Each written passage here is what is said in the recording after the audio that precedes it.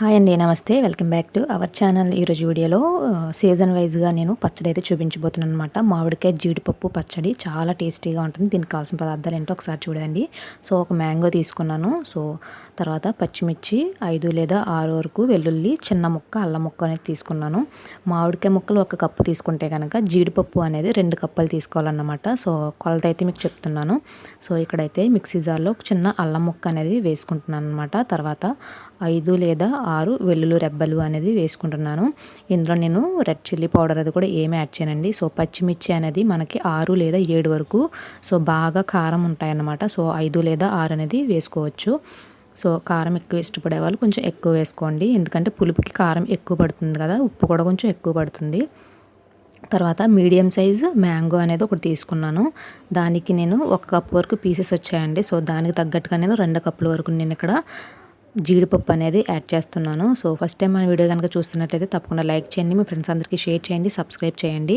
Subscribe పక్కనే గంట symbol ఉంటుంది. గంట సింబల్ని యాక్టివేట్ చేసుకుని దాని పక్కన ఆల్ అని ఉంటుందన్నమాట. ఆల్ని యాక్టివేట్ చేసుకోండి.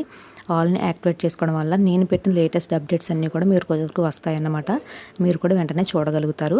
సో ఇందులో నేను రాక్ సాల్ట్ అయితే యాడ్ చేశాను అనమాట. సో ఇప్పుడైతే మిక్సీ పట్టుకుందాము. సో ఇందులో నేను వాటర్ అది కూడా ఏమీ యాడ్ చేయలేదండి. వాటర్ అది ఏమీ యాడ్ చేయకుండా ఈ విధంగా చేసుకున్నాను. సో మీరు కనుక ఒకవేళ మిక్సీలో నలగకపోతే కనుక జస్ట్ ఒక 2 స్పూన్స్ వరకు మీరు వాటర్ యాడ్ చేస్తే చాలన్నమాట. జస్ట్ నలగడం కోసం అంతే, ఎక్కువ వాటర్ అయితే అసలు పట్టదనమాట.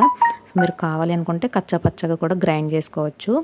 సో తర్వాత నేనైతే ఇక్కడ పోపు పెట్టుకుంటున్నాను. జస్ట్ ఒక 2 స్పూన్స్ వరకు ఆయిల్ అనేది యాడ్ చేశాను. ఆయిల్ హీట్ అయిన తర్వాత నేను ఇందులో వెల్లుల్లి రెబ్బలు వేసుకుంటున్నాను.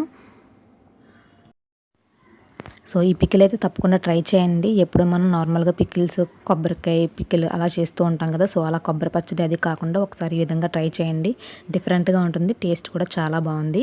ఒకవేళ మీరు కనుక ఈ వీడియోని ఫాలో అయ్యి చేసినట్లయితే తప్పకుండా కామెంట్ సెక్షన్లో బాగా వచ్చిందా లేదని మాత్రం కామెంట్ చేయడం మాత్రం మర్చిపోకండి. ఓకేనా ఫ్రెండ్స్? ఒకవేళ మీకు ఈ వీడియో నచ్చినట్లయితే మీ ఫ్రెండ్స్ అందరికీ కూడా షేర్ చేయండి. ఒకవేళ మీకు ఏదైనా వీడియోస్ కావాలన్నా కూడా తప్పకుండా కామెంట్ సెక్షన్లో కామెంట్ చేయండి. మీకు ఏదైనా డౌట్స్ ఉన్నా కూడా కామెంట్ సెక్షన్లో చెప్పండి. తప్పకుండా నేను మీకు రిప్లై అయితే ఇస్తాను. సో వెల్లుల్లి కొద్దిగా వేగిన తర్వాత ఇందులో మినప్పప్పు, కొద్దిగా శనగపప్పు వేసుకుంటున్నాను. మీ టేస్ట్ని బట్టి మీరు ఎక్కువగా పోపులు తినే వాళ్ళైతే కొద్దిగా ఎక్కువగానే వేసుకోండి, లేదంటే తగ్గించి వేసుకోండి. నేనైతే ఒక 2 స్పూన్స్ మినప్పప్పు, 2 స్పూన్స్ శనగపప్పు అలా వేసుకున్నాను అన్నమాట. సో అవి దోరగా వేగిన తర్వాత రిమైనింగ్ అన్నీ కూడా వేసుకుంటాను. ఆవాలు, కొద్దిగా జీలకర్ర, తర్వాత కరివేపాకు, ఎండుమిర్చి కూడా యాడ్ చేస్తాను.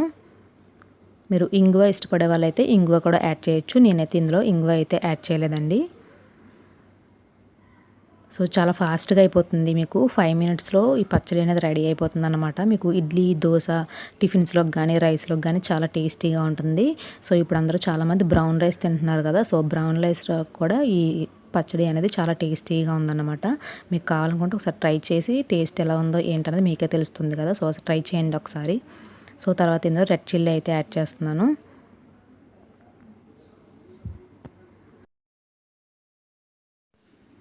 సో ఈ విధంగా పోపు అనేది మంచి కలర్ అనేది రావాలన్నమాట. లైట్ బ్రౌనిష్ కలర్ వచ్చిన తర్వాత మనం ఆల్రెడీ మిక్సీ పట్టుకున్నాం కాబట్టి ఆ పచ్చడి అనేది ఇందులోకి వేసేసుకుందాము.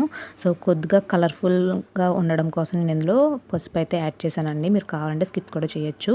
సో కొద్దిగా పసుపు అయితే యాడ్ చేశాను. చూసారు కదా, మంచిగా కలర్ అయితే వచ్చేసింది, బాగా వేగాయి.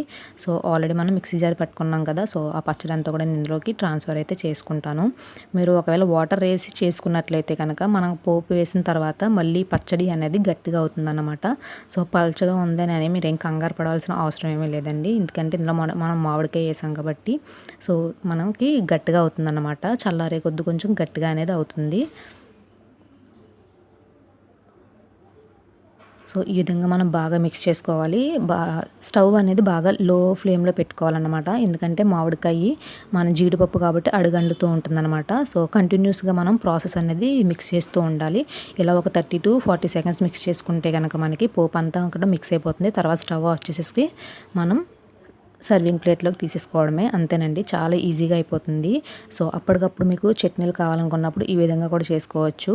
సో ఎప్పుడు చేసే మోడల్లో కాకుండా ఈ విధంగా డిఫరెంట్గా ట్రై చేయండి. డిఫరెంట్ టేస్ట్ని మీరు కూడా టేస్ట్ చేయండి. ఓకే. సో ఇక్కడైతే మనకి ఫైనల్గా పచ్చడి అయితే రెడీ అయిపోయింది. చూసారు కదా, మంచి కలర్ఫుల్గా ఉంది, అంతేకాదు చాలా టేస్టీగా ఉంది. సో మనకి వితిన్ 4 to 5 మినిట్స్లో మనకి పచ్చడి అనేది చాలా ఫాస్ట్గా కుక్ అయిపోతుంది అన్నమాట. సో రెడీ అయితే అయిపోతుంది చట్నీలకు కానీ రైస్కి కానీ. ఈ వీడియో మీకు కూడా బాగా హెల్ప్ఫుల్ అయిందని అనుకుంటున్నాను. Thank you friends. By by now.